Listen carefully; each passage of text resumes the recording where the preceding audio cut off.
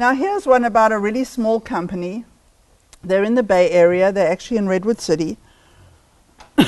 And they do something very unglamorous. Their business is concrete cutting.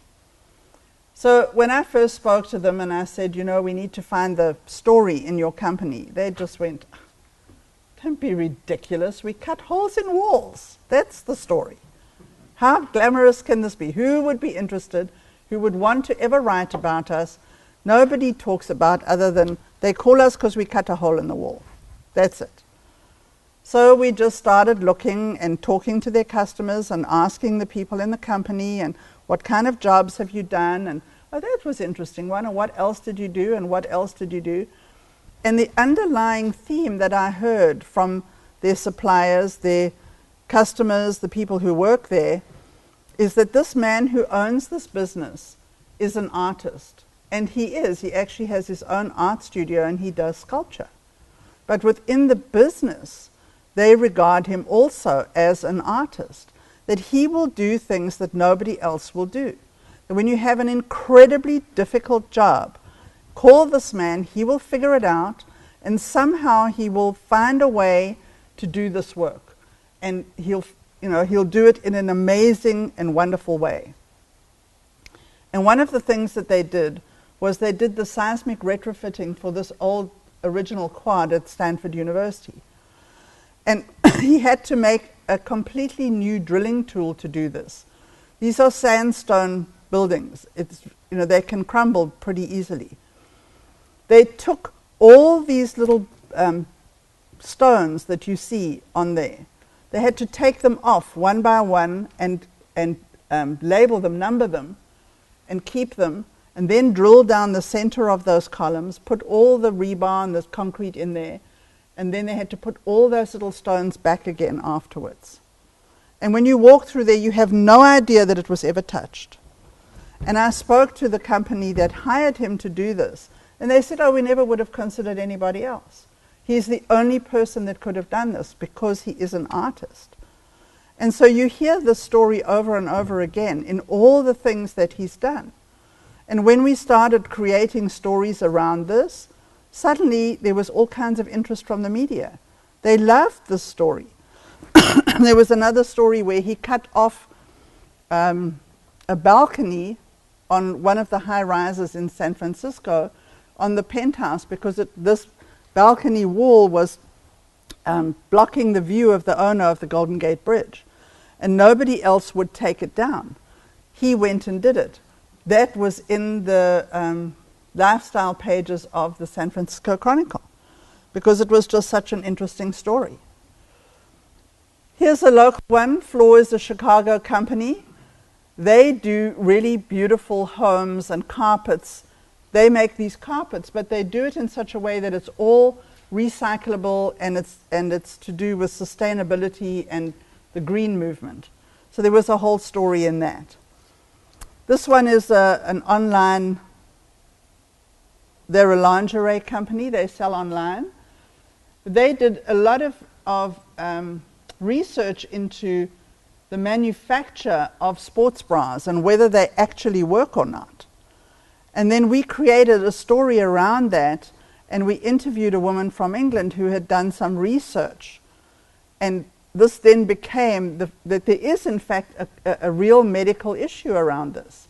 And so instead of it just being like oh, well, it's just women jumping up and down and there's boobs bouncing around and we're trying to see whether the sports bras work, in fact, it became a serious issue. And again, that created mainstream media coverage.